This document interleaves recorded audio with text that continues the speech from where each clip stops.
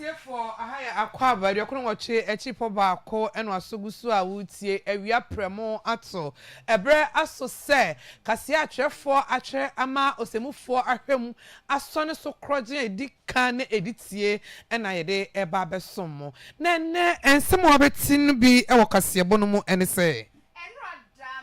ni ogina mo manfa won mo brekum west ensem trofo nhia mudie ye bekọ na ensem odre to odwa nyina no ye de bi abrewo sa so na abete wo Kasiebo mu se majority chief repedence am so ya wo twe mu se demonstration ye kọ so na wo twe twa mu no e ka me se arrest bi kọ so na won de wo kire mu se ebi wo ho a no kwasem nie anko yi sa so na abete wo Kasiebo mu se National Democratic Congress communication team member wo de ensem to ya wo twe mu se enema hodo a ekọ so ewo my Ghana mu ye chichichi nkrofo nyina no se enei wei suade pa enkon emfama wonu ma wo aban mum na ensemfofro mu so wo betse se ankane local government minister ensem asudwa wo kire mu se wono de wonu nkwa na dwemposam ne se common fund dia enei MPs wonu wo chefa ewo mu no e ka no nkwa dia enka ban enyai na won fama local government no anasa won fama assembly no na assembly fama wonu mo ho bra Wene sama hudo pine abo ano se prento breka sia de beso ho Akwaaba 98.1 obeka ho Facebook na wadwen posem ni nyina wode afabre pam yatimi akenkan ede amount aseda ni bi enkwamfama Vita Fico Enterprise womo ena ya boafo hudo pia mo so yaseme Kasiebo ebeso ho ene awia bresanso na B Adventures wo setals ni nyina ebi wono ma wonsa ebetumi aka bi ewo ne papa mu ewo aboafo kwan so eye cross frames and barbering salon wo se menkan cho se frames no ni nyina ebi wo hono mo se wanka se wo mfonyini kura na yemfa ebi nto so emfa nkobo wudan mu a yebedi hu djuma ede amo ene so achi se wo ye oba na se be ma opese yesiesie oti ho ema oti ho etumi ye fe no eno ani cross frames and barbering salon wo mo ena edimu akotene pa wo mu na aboafo ahudo pi na so yaseme Kasiebo yi ebe so ene awia briken kan fo a obeti yenka eye me ema mienu ba wo fa na semene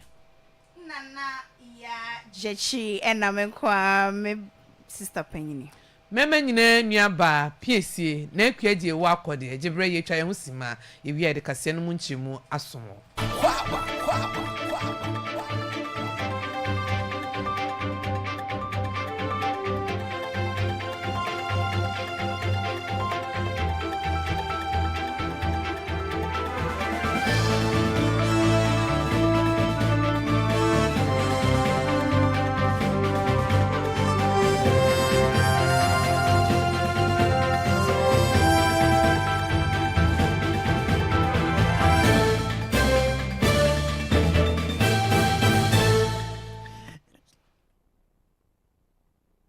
Yensha Kasiebo no ase emfa mo kan hu Facebook na adwen posem ni nyina fabra na yetimi enkenkan emfa emma yensha sieda na medu efri eye brekum west ahinkura efense ginjini mrehye bedwani a wo ho no mo eyo no monyamfo Dixon kire dua dodo na bone nsamrani se Stuttgart endra dai wo ye eye nsantwefo enhia mudie na enimu abra woni nsantwefo atwetwe nkomo na ode tu animu se afin pim no enu ne adonu nan mu abra na wona ma wo bonto no wo hye brekum west nyina ebo se wo beje akonwie se mrehye bedwani a wo behwe so befa mabunu ewo adwuma mu pa na sesie ya meno ekasei wo se eba nse prosi adwuma soja adwuma mu ne fa ya adwuma mu a wo bone ho modern pa edi nipa nkasa ahudo atumi awura mu wo se na anwa da kura no ami ebi mu ahya se so omu ekọ training wo se ani nyina sika kura se watumi ede mo no watumi ede amomo nso atumi awura mu eno so achi nso wona wawura mu ewo NPA mu nyina enso atumi abo modern a omu kwaje ndete ya omu besom brekum west ama brekum west afa ne ntuma pa afira enti ne bohya wo hye no wo gusu a wodi pa na ni titro ni mabunu famu de ne de wo se nani eda so ye for police for soldier for brekum west for manso Ghana for entidi na yetumi recruitment a brekum west for so apply ina ebe wie na ya mfa ba kura sa de ko basa na edija bi ya ba indian so be hwese national cake no isa na say Ghana happy on the 26 of my way mu ye na ye ma Ghana for tomatoes edi won kan ne ba bia and they contribute a quota to the development of the country. Never GS nursing ne deɛ keka ho na yɛ nkurɔfoɔ apply na ɔmo nya deɛ a na kyerɛ sɛ ntwa yie nti mekaa sɛ yɛbɛhwɛ na yɛaboa nyankopɔn adɔm apolisifoɔ a ɔmo kɔ training te sɛ yi yɛn nkɔla a ɛrekɔ nko a bebree wɔ hɔ a yɛgya ɔmo kwan ma ɔmo kɔɔ medicals yɛa na yɛ support tuatua medicals bi wɔ hɔ koraa deɛ koraa wama medical sika but ɔmo a ɔmo bɛgye care sika ɔmo kɔ nnora ne nano yi nko a 18 ɛna ɛrekɔ training eti nyankopɔn adɔm ami bi mu wɔ training ɔmo a medicals ɔmo nso aqualify a yɛdi akyire a yɛhwɛ sɛ ɔmo nso bɛnya akwanya wɔ mu no bi a ɔha nso koraa nipa 10 enti all sectors 2025 GS postings nyankopɔn yɛ adɔm ɔmo bie limited kakraa bi nipa 8 ewura mu EPA Environment Protection Agency baabi a kane na yɛn te sɛ obi firi ha ɛkɔyɛ adwuma wɔ hɔ yɛbie wei kakra no yɛdi ka nya mmiɛnsa ɔmo nso ewura mu a ɔmo yɛ adwuma wɔsan wɔ dwumadeɛ no mu no wɔsan ɛtoa so bien wɔ ne nkasayɛ mu ɛkyerɛ mu sɛ aban wei a ɛbaa n'ano a ada ɛna ɔmo tena sɛ ɛhyɛ mmara sɛ ɔmo tu ɛyɛ garamse ase ɛwɔ man Ghana mu hanom nti garamse a ɛkɔ so ɛwɔ Brekum ne Ghana afa na baabia no wɔse ɔmo ɛde ɔmo ani ɛdi akyire paa na monto bia mpanyinfo etu ɛhwɛ sɛdeɛ garamse yɛbɛtumi atu ase ɛde afiri man Ghana mu no wɔse Ghana aban egu so wɔtu saa na mɔn paa esan sɛ ade ɔmo mpɛ ɛyɛ garamse ɛyɛ yɛn na yɛba aban mu a yɛbɛka sɛ nsuo mu a yɛtu agudeɛ forest na yɛtu agudeɛ no ɛyɛ no but yɛbaeɛ no na mmara bi aru a ɛsi ho kwan yɛsane sɛ na aban dadaa na ayɛ mmara sɛ wobɛtumi akɔtu agudeɛ wɔ forest a nsuo ho ne adeɛ yɛn na yɛbaeɛ a yɛsɔre gyina parliament sɛ ɛyɛ no ama yɛyɛ mmara atu saa mmara no agu a nnɛ yi yɛasen ayɛ no ketee sɛ ukura nkrataa koraa wontumi ntu wɔ forest anaa wontumi ntu wɔ nsuo that tells you the commitment of this government ɛne emu bi yɛba Brekum West ha agye sɛ nsɔntwerɛni a ebia ɔmfa n'anim ne akyire mayor as member of parliament communities a ɛwɔ dɔmakwan so nyinaa mede wɔn ayɛ engagement on at least 2 occasions each yɛbɔ ama mebɔ amanfoɔ manfoɔ no nyinaa kɔkɔ so obi a wobɛgye wo ho bɛgye galamsey mu anaa agudi a yɛtu a ɛmfa mmara kwan so no aban no bɛdi ne nwonwonwo ɛtumi kɔdu baabi ma mmea nkasa koraa no mekɔfa aberanteɛ fa amanfoɔ ɛkɔkye nipa de ɔmo kɔ police station a zɔntwerɛfoɔ akɔ ha monim deɛ meka and I want to state clearly and use this forum to caution and warn so be a wofa kwati kwan so wofa kwambɔne so a ɛnyɛ mmara kwan so a wokɔtu agudi a ɛbɛsɛe yɛn nsuo yɛn nsase no aban ɛne wobɛdi ne sɛdeɛ mmara ɛseɛ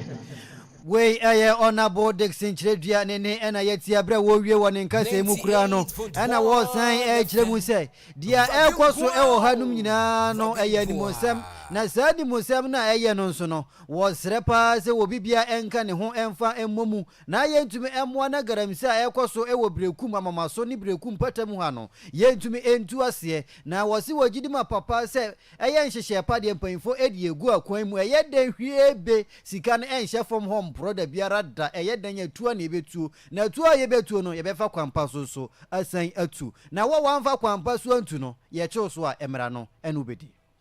and it is very clear sɛ ɔmo fɔ akwati kwan so sɛbi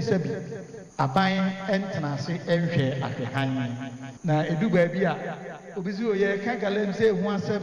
radio MP ada na wo ma hɔ na wo meyi wa no meyi wei sɛbi maame nka asɛm wo nkyerɛ ko sɛ apolisifoɔ ɛkɔ baabi akɔkyi bifoɔ ana yɛsɛ yan robbers wɔ baabi na te so mo ko no mo tutuo ten sare ngira hwehwehwe ada mo nye mo adwene so mo beche because who tutuo asare na eba no hwan na be gyina wa mo wa beto enti se ye ko atia enye de se o na ye be ma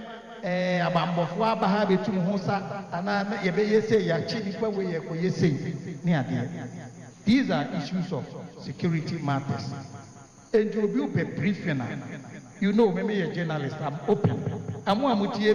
I don't know other than go peace. Last a year before, it was a breakum dear and across my church. And you out any clarification of Remy,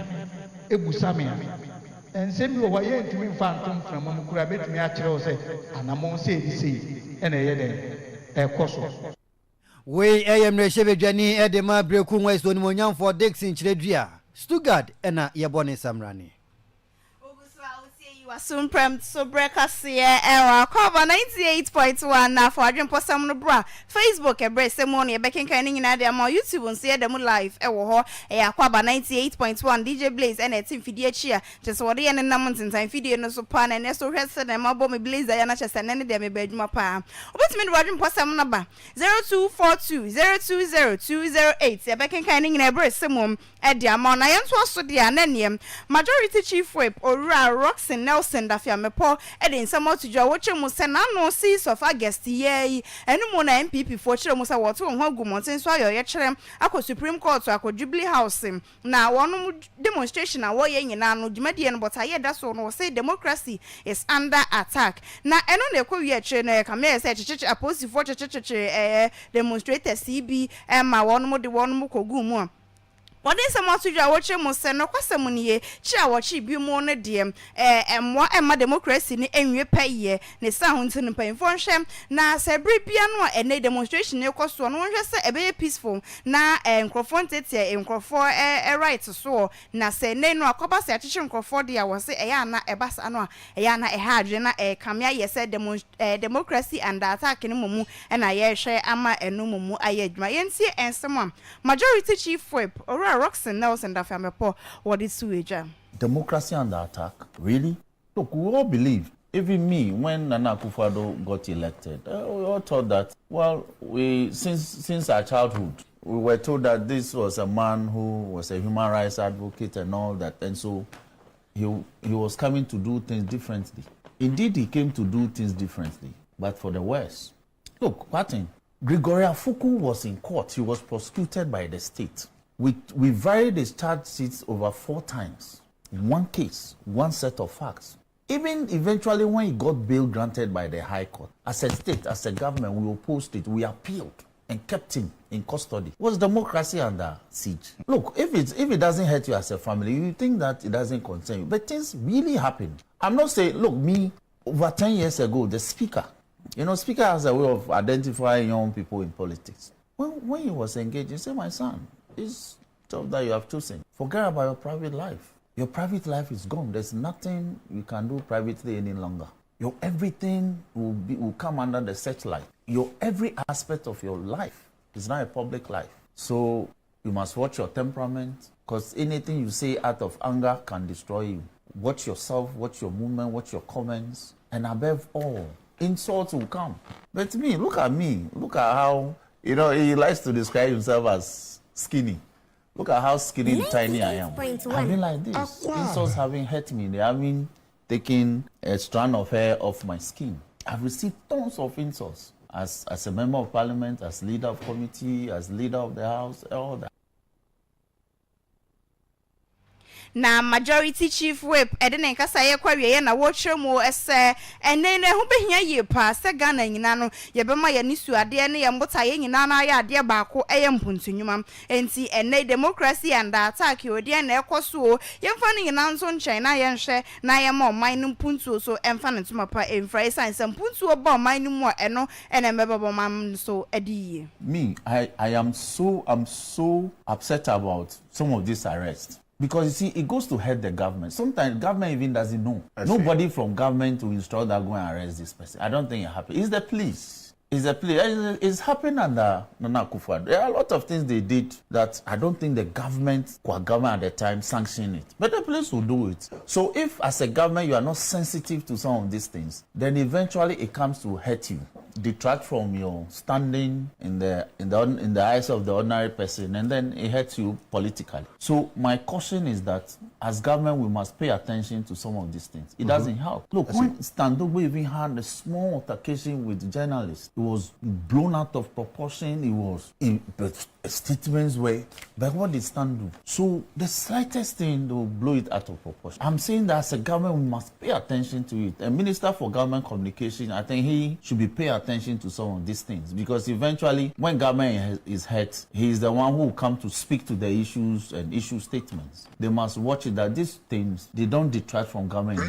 So allow the people, let them say the things they want to say. Let them. It doesn't hurt government. We should focus on delivery on our mandate. Delivery on projects that we promise the people will deliver. Because you saw how Martin Kpebu argued. And Martin is like that, we are close. When Martin begins to strand things out like this, he gets the headline and it feeds into the mainstream media, and then it's as though government is the one championing this. So they don't help us as a government. And as being part of the government, and part of the party forming government, we don't want this. We don't want it at all. By all means, if it's offensive, it's offensive. We have provision on offensive conduct. It's a misdemeanor. But arresting people, confining them, and all that, it doesn't help us. So that is my disclaimer on that one. Majority Chief Way Pora Roxon Nelson da Famepo and na yet say what in summer to Jawocho mo say democracy and attack and ye shadi and I shani ye fi and yashani ye na ya sound so my near kumpuntu ma ho san sampuntu and mabama mino edi.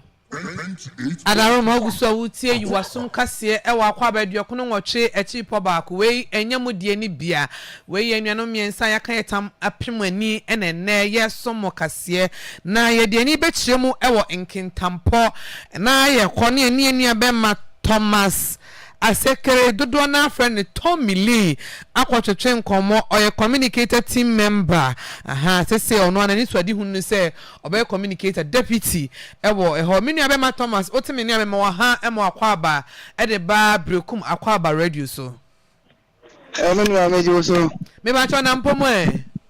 nyame adom na hwe na mo pa point bo ho ye de nyame ase awie die ye bowra ufidie mu a enye bone ni nyina ye ensem bi a wode ato ensentwofo anim ene ye pese etie firi wankasa wa no se de mpanyifo akandada na se ka akum ye de ne kwaku anum enti wonsem wade to ensentwofo anim no enu emu na boyenchirimu Oni amira mo se na mefa konya na menchie motiefo a motimo fidi batan kase ndi awie na menchie production team na menchie Yewura John Dramani Mahama ane me MP Honorable Joseph Kwame Kuma working tampon of me MC Honorable Isaac Donko na minu ya se wa bisa bia ya nokre se de osidika hu story ne sa pepepe me ameka say Thomas Asekre dodo na frame Tommy Lee NDC communication team member working tampon of Boni East region na me dey sa de etudwa esan se beye na otwimpo embaye na aja ye amanyo seminti ya kopie radio station na nsemtrofo mo bi se nsema na ko bi se da Yewura John Dramani mana edi Ghana tuna kuma so se ade ya hye kadahye ne project ye obekun atia no na ne wo ye MPP fo yi bi ni Ghana fo bi se sebi akwose political witch hunting na abendwa ne sesa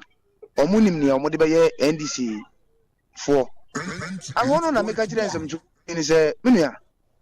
Me say, I didn't mean so because we have a leader, Obetua Morgana, your friend Kwame Nkrumah, was a record or Ghana, how be a bonny D, any near Yediashin Abakosemo Kratam. Yenya President Rollins in Yajukum for Yenya late Rollins Mills,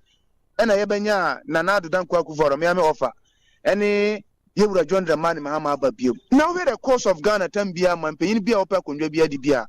Wan kamba buna juma sama obeka katashene proyasem sera Yewura na nadu dankwa kufaru kachire se akomjanu kura woti no sempo se wode ne bekwa heaven kura na katashene proyene galamse nti obetu ase na akomjanu po Ghana fafa no sana Yewura John Dramani mamoso bonto an wakachire Ghana fo se yeto abamana wono ehye Ghana fo bose ade afre ne katashene proye wɔbɛtra sɛ wɔbɛtu ho ase wɔ ɔman Ghana sɛ wɔnti mpo a wɔbɛko ama akɔdu stage bi a ɔmanpanyin bi a ɔbɛba Ghana bi a wɔntumi reverse nnua yɛda sɔre a na yɛnua wontumi chama wontumi Asante Regional chairman asɛm aba na yɛsɛ nyame ɛnyɛ wo nsɛmtwerɛni ɛna de wontumi kɔ jail onya lawyer kunini pa sɛ Andra P Kubi honorable ɛnyɛ MPP we have the men lawyers ɛna ɔmkɔ hyia Ghana Batan court na court mmara ne sɛ ne wontumi di na asɛm aba ɔmodi ho bobo nyinaa wodi fonti mmara ne sɛ wɔnkɔ mfie aduonu asɛm ni na ni minia enkomodidi anka yɛde bɔ ɔman Ghana menua MPP ni sɛ ɛne deɛ sɛ ne yɛngyi ntum sɛ na yɛnka nkyerɛ yɛ mampanyin sɛ ne sɛ wɔsɔra konwa no so a sebi yɛnua lawyers ame jamfi mu nyinaa ɔmbɛkyikyɛ ɔmatum sɛ menim sɛ bi ɔman di bɔ ne dia menua hɔ na mehu sɛ meyɛ babunu yɛtio yɛwies menua wote menka kapa na ka pese mi bisa o shampoo Tomili na o hwe se de wasi adikin kasa se Ghana mampanyin John Dramani Mahama ena ni so ade hunu se operation loot de wadi bia wodi ni kwambone so obefia ba okobo ho dewro a ede asema bai ugidi se NDC fo binom ewo ho a omo so edi sika ewo kwambone so ana minua emprempre ye kasa menye Ghana court na menye police menye yoko menye CID ni menim bia bia wo investigation no ne aka ne say protocol mo cancer allegation no eno de matitibi na say true allegation na ya identify bia ye konkatahye ne pro yi nti o manpanyin na aka say create loot e share na obi fakodi kwa no obekun hu ntokwa no nti say wo ye Ghana manpanyin aban mu nipa na wo holy public office no manpanyin wagina ana manpanyin na gina Belgium aka kire timamfo ne Ghana fo say mini amistro I promise you that I will be faithful to you as Ghanaians. I will never like you. I will fight corruption till any leader cannot reverse it. I use my friend Apuga Pele and the member of parliament as an example. I jail Apuga Pele, John Dramani Mahama, Victoria Hama say what $1 million for politics, Musa Boko Galamseo, so Boko Bonin Phone, while what on force, true politics, John Dramani Mahama, next year. And the son pay mom and they walk on the Shana for you. And I walk at Ghana for so second record. It is how you Ghana man for you, John Dramani Mama, by Munipa. I want my one to say. We a minister, we a CEO, a board member, who name na would discuss or the by example as a leader. Many are near my friends to Abuga Pelen Hana, when we are Victoria Hama, Spector said. Same prempe, Minia dance the opposition will be a corruption and corrupted alleged person. Why? Sebi, so that and Panko, stand there. They see who from the interview or fit to any of the investigation. Police need you for need here before you back on Tibiano. And that time will become a minute by Iguano. Now, since you never must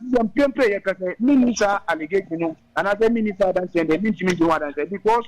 the organization is far. Who can say you did that and we can pay Jay on the money, Mama. Before one year by Munana, almost 50 million Ghana after did out.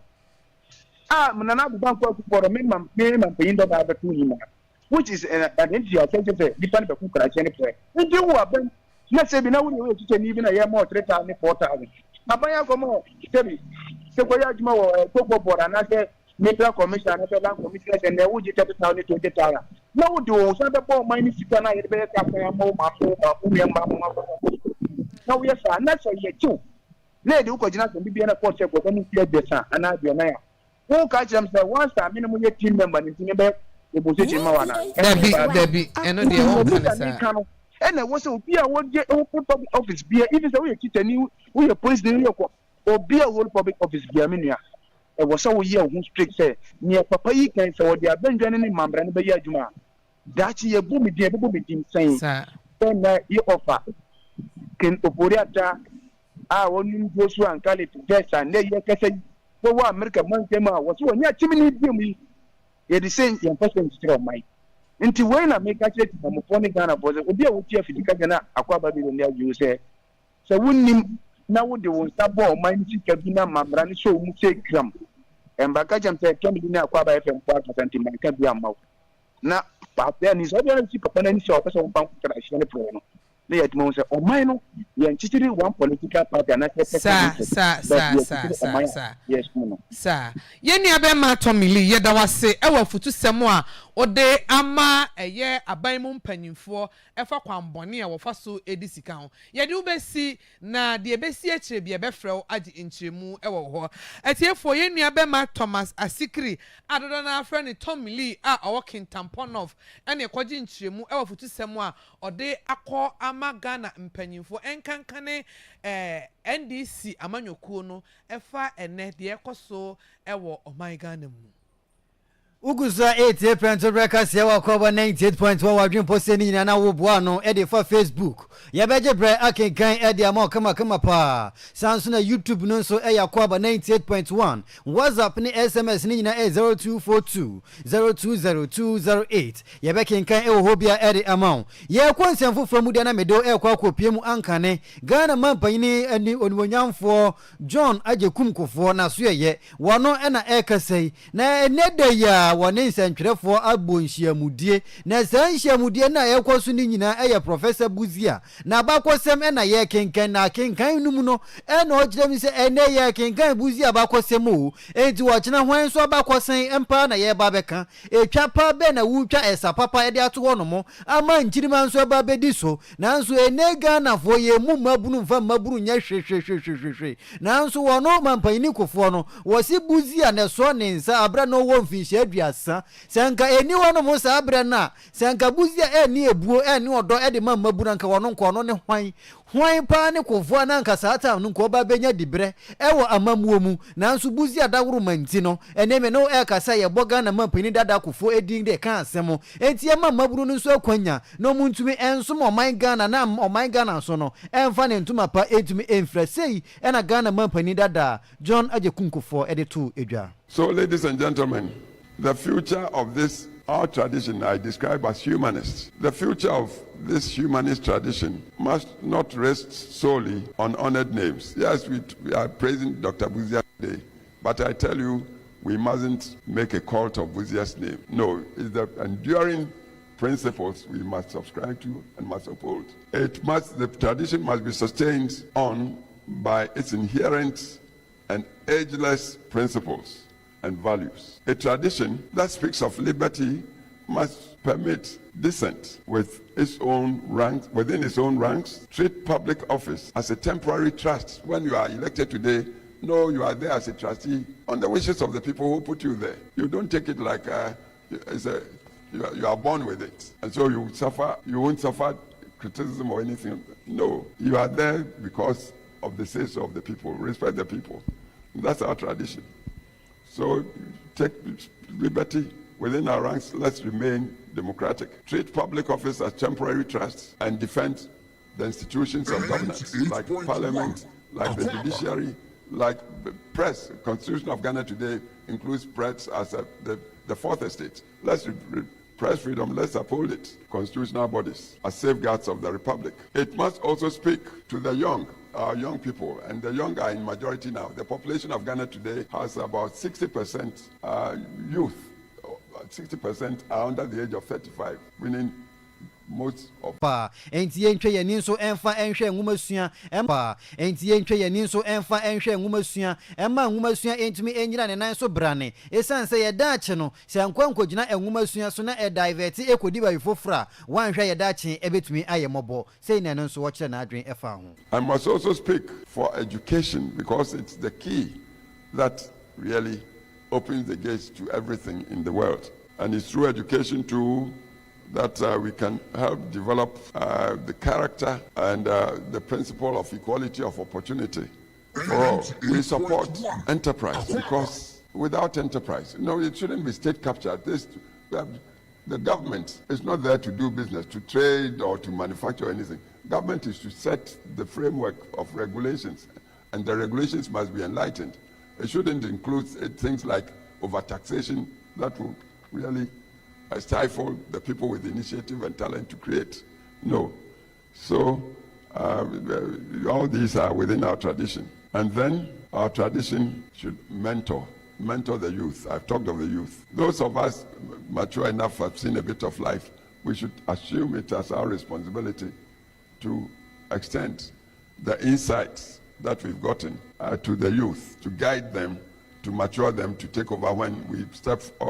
off the stage. Buzia reminded Ghanaians that, and I quote him, those who have freedom can best preserve it when they use it responsibly and accountably, with concern and consideration for others. That's Buzia's quote, what I've just said. We Ghana man paini dada ni monyam for John Ajekunko for nene ena yakwati abra yene nsentwe for etwetwe nkomo edi nkomo efa woni monyam for Buzia professor na bakosema wadani di edi ama my Ghana na suma wasum o my Ghana ebino no Oguso a utie Yiwasum from Kasiebo Akwaaba 98.1 ena uguso a utie no na yeto akase no so dia na omanyosemu a ena yeda so a eginam na wasante montamo ena na otwetwa moi wonom eye assembly enhyiamu assembly wo ho wonom hye ya wodi ana baba ye nenom ena woto nsafre anka ne so afo na ohwe apepe amamu ho nsam so owura Kwajo Ejeda, Minister, former Minister, Local Government and Rural Development. Say one ne offer no munya meta adwumadi enwachim. Na no kopie mu na woche mu se bo. One de wodwen ho a wonte ase na de wonte ase se enenum. District Assembly Common Fund no empempi no ya na eba bia no a ya de se mrahye badwani a wo mpahia bia so no e wo chefa e wo mu. Na wo se ono de wo hunu chefa mrahye badwani no wo mu no hunu dwumadi a wono mu didie. Esanse wo hwe mu pa no a enenum District Assembly Common Fund ya ebem de de boa na assembly no ya de aboho bra na aboa ma community na na sempota mu no so etumi afa na ntuma pa afra na wo se ene no wo hwe mu a Assembly members crash ya na wo ye meeting na enya de se mrahye bedwani no wotena mu ebie wono mokoso wakwakoto aba enya de se wotimi to aba bi enti wono de wo hunu de enti e wo se nei no yete sika puduo every district assembly common fund mu na ye de ma mrahye bedwani se ne wonje no fa nkobɔ ne ho bra ene ne mpahia so wo se ebra se ye yisa MP ne de ani firi hokora na ye de boa na ma locals anase enei no communities awdo no ina no wono munya wonchefa na odi sika ebo community na hobra. MPs never attend any meeting. True or false? They only attend when there is election of presiding member and they want to come and influence people or confirmation of DCE. That's all. And they don't have any voting right. So what is their presence? Why are they still at the assembly? If we really want to develop, it is at these assemblies we have to expand. So my argument is that the membership of the MP in the assembly should be examined. You see, I'm saying this because whilst the MP has very little in that assembly, so why don't we take him off? Perhaps it's the common fund, which the common fund which is given to the MP's share of common fund. The MP's share of common fund has no basis. There is no law supporting it. 98.1. The Constitution says common fund will be set aside. That is, the money will be set aside in a fund for the district assemblies. It didn't say for these assembly members. And if it is for this assembly, the MP is not this assembly, he's just a member. And even an insignificant member. Because a member who has no voting right. The assembly member from the electoral area should rather benefit from a share of the common fund instead of the MP. So some of us are proposing that in order that we pacify the MPs, there should be a constituency fund set up purposely to be managed by the MPs. And that should ankane soafo na ohwe local government and face rural development or rural nimunyamfo kwadwo ejeda kon na yete se wode nsem otudwa ni nyina ne se wo se enne no district assembly common fund ya yetwa bi ede man mrahye bedwafo no won de no nkon nsusu ye mudi a wo hwe petetakara mu pa na se de waye soafo ohwe enkro ne enkroto ahodo apepe amamuo so ne de pa de a osenke be ya enka wonyi MPs no won mo chafa mfiri ho na ni nyina no wonfa ma assembly no mfa mokro no ho bra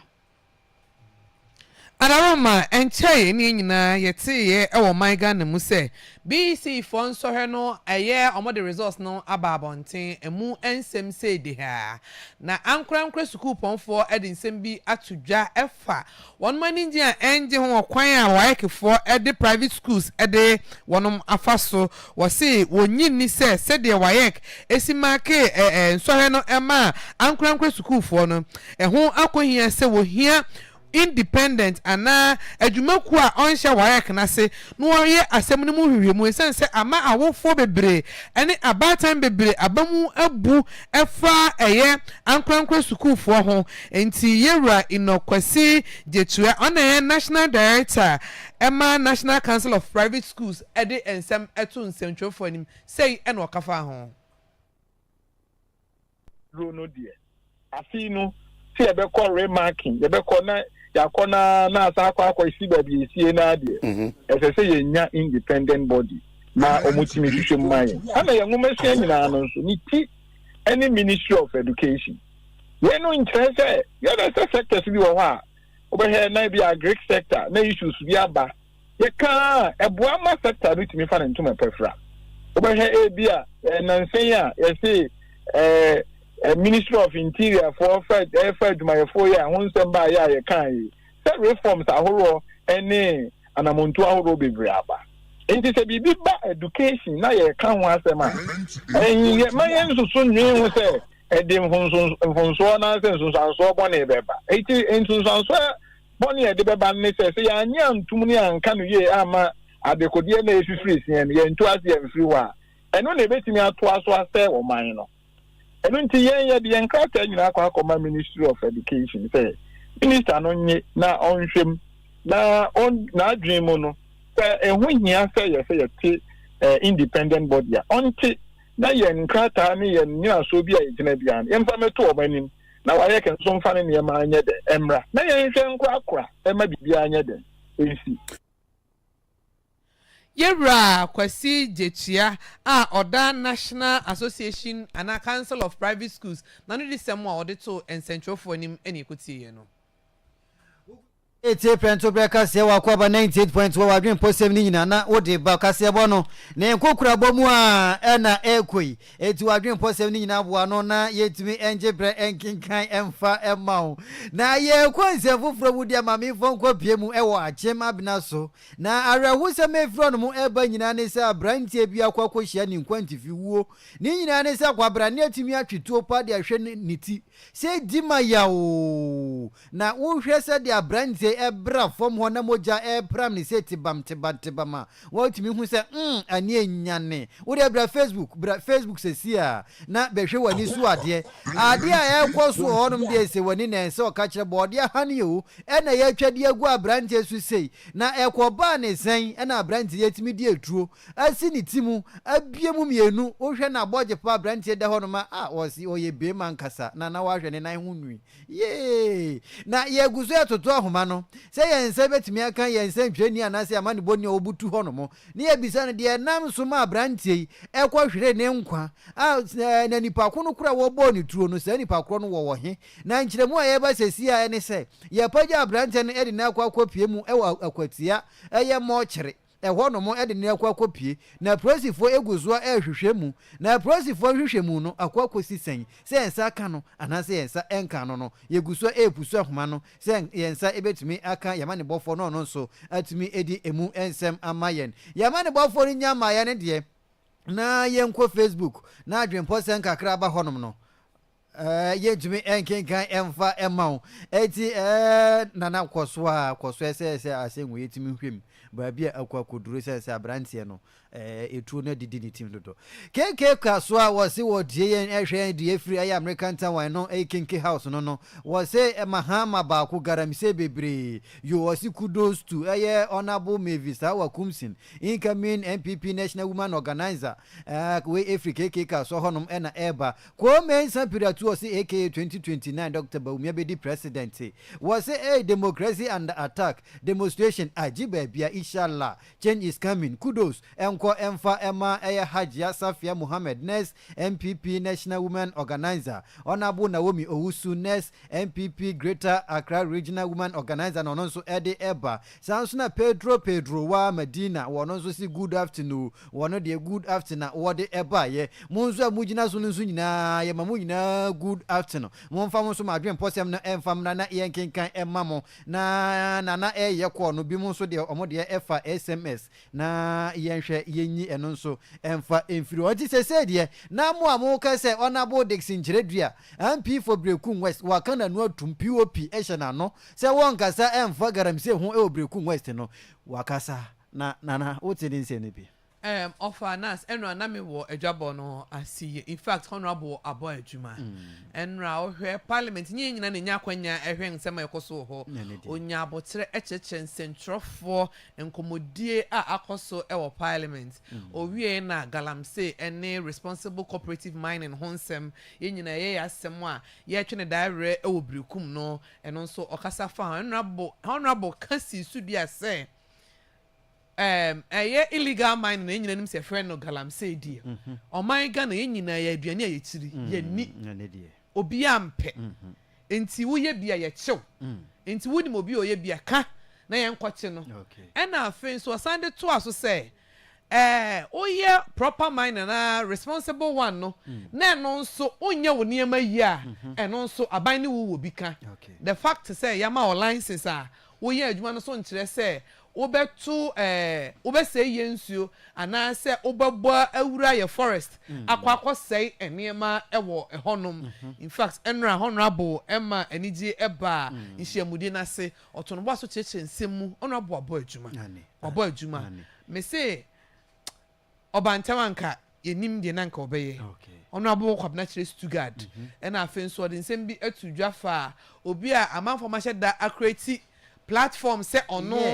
no Facebook account there be maku dumi no onim ho hwe o say wo obi be frɛ o say ono owo protocol wo ho fa say bra no mfa no and number kra bia no ma hake ebia na o ma hake na account no mo di sa adwuma no na unim say sa issue na ekoso no critical part enye ampinko a we say on my with me for say oh ye wo Akwaaba Yiwasum Kasiebo platform so na ye update ye system no enti yesre wa ya sendu code bi boboma so wadwen more faster ma wani na ho na data dodge by the one adwuma na we say wo ho na ya frɛ na ya text message say makwakwo di ba bi me so won send me 500 Ghana cedis na 500 Ghana cedis no na was wakwa sende na mami tuminika enko eye achem abina so emra areho sema asi wono munyina se abrantie bi ya body to etimu yenko ahoma ne so na ye ne yensantwani yenko di nkomo na emisa no de nam so a sa areho semwe esiye menwa be ma bibia bokọ de Erade adom ne ho ye mudi sa so ho ye oba de adom yenso ye ho adin pa jode die na asi ewo eye achem abena so arehosem abrante wanya mfinhia be ye dunum ekonanim akwahwere ne nkwasei ibechi ha etiefo na ne nyina ede se abrante bia eho na ofiri na mum enye ho na